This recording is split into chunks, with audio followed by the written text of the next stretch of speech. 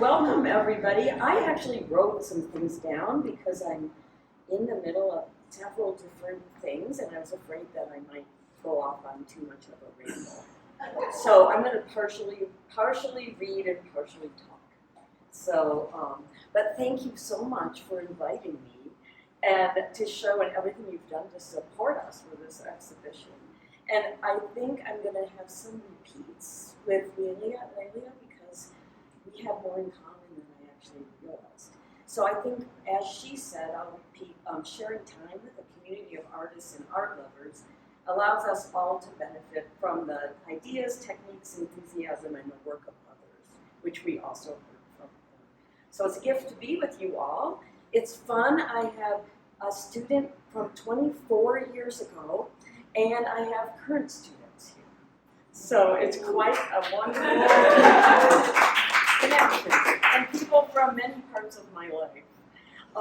So my work comes from the observation of the natural world, and which for me, and it sounds like for Lilia also, requires time spent outdoors. Walking, hiking, and looking are the beginnings of my prints. My first artist residency in Rocky Mountain National Park almost 25 years ago started me off on the work I do now.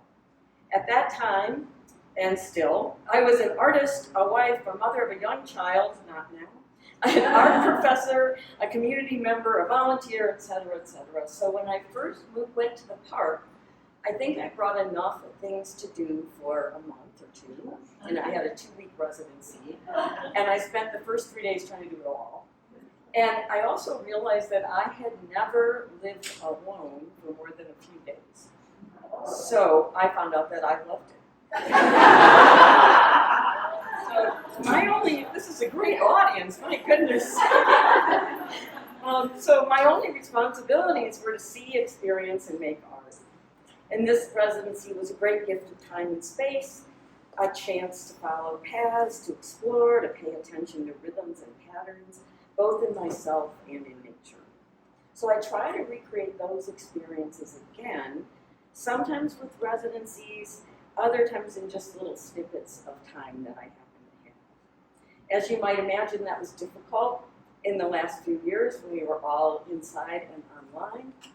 So my work was sustained in many ways through memories. And I was oftentimes inside making work about being outside, as opposed to being outside. So I thought with this piece I made during the beginning of when we first all met online and at school, and I had to learn how to teach on Zoom, and everything was, I can hold it up. And so this piece I made as part of a commission, and then they gave me some to keep. And, but it is it was for the Rochester Print Club in New York, and for this one, I was trying to capture a sense of multiple layers of changes and shifts that we've all been experiencing.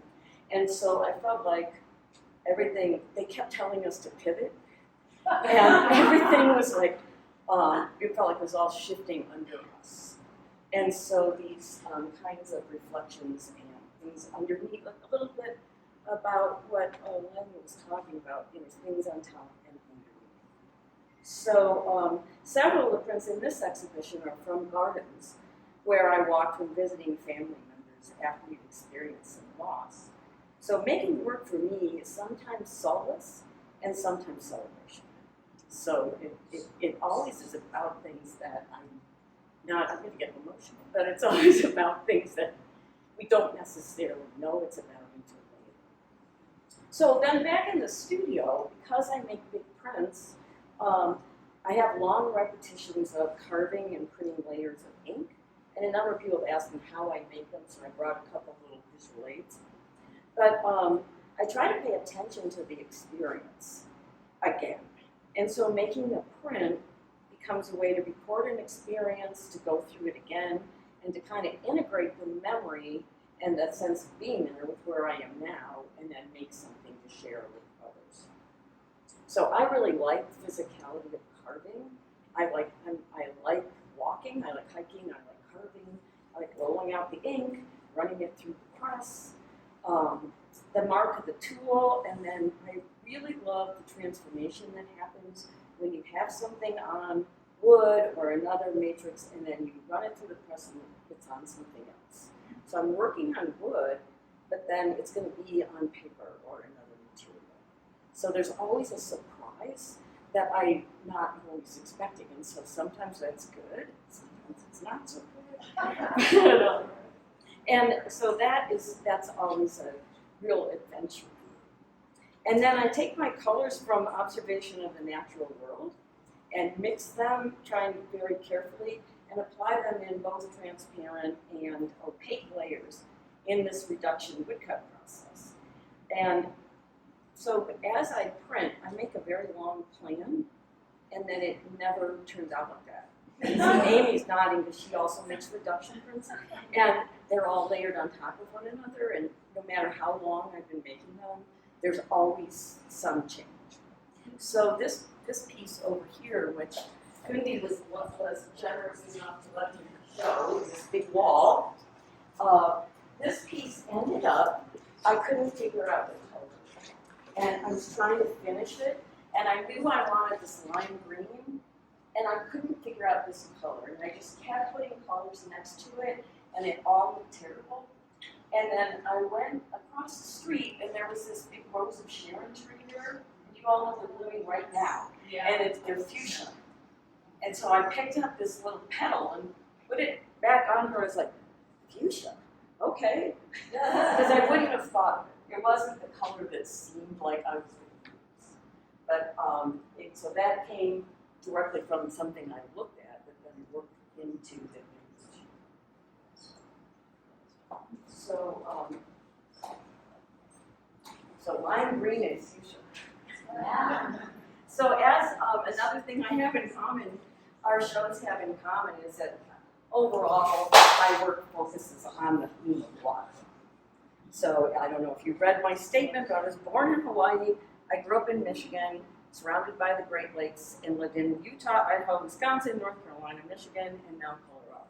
So I've lived here for a long time, and I'm grown to really love Colorado.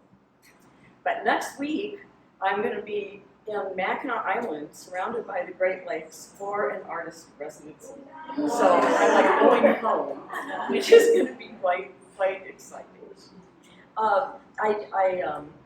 I took Asian art history before I took any Western art history, and you might see some of that influence in my work. That piece over there, the long, I had been looking at Chinese skulls for that. And I was trying to figure out how I make something big. With a small, I'm not a real big person, and I have this particular wingspan. So I was like, okay, I can print this big and run them through the press, but I can make multiples. So I've done a series of the multiple panel pieces where you can tell a story and make an image go across several pieces. So I also work within this structure of reduction woodcut, and it's a real tradition. And I feel like these limitations of process can lead to unexpected paths. I had somebody ask me if I was still making that leaf water stuff, or if I had moved on to something new. No, I don't think so. I'm still making that leaf water stuff. So I heard on the radio, I heard Mark Bittman, the food writer, and he writes cookbooks, and he was talking to an NPR reporter, and he said, I thought immediately of this woman I met a couple of years ago who was a brilliant chef who only did super vegan, really, really limited stuff. I tried to find the name of this woman, but I couldn't find it. I asked her why, because she ate meat, and she obviously enjoyed it. And she said, well, you limit things so you can explore the universe of them more quickly. So I like doing other things. I like painting, and I like doing a lot of other things, but this is what keeps me engaged. And the combination of the analytical and the expressive are what keeps me engaged. And I have a couple more quotes. According to Patricia Hampel, who's a Minnesota writer, and she was writing about memoir, this self-absorbed specific observation is an attempt to find not only self, better world. She continues in her book, I Could Tell You Stories. We find in our details and broken, obscured images the language of symbol. Here, memory impulsively reaches out and embraces imagination.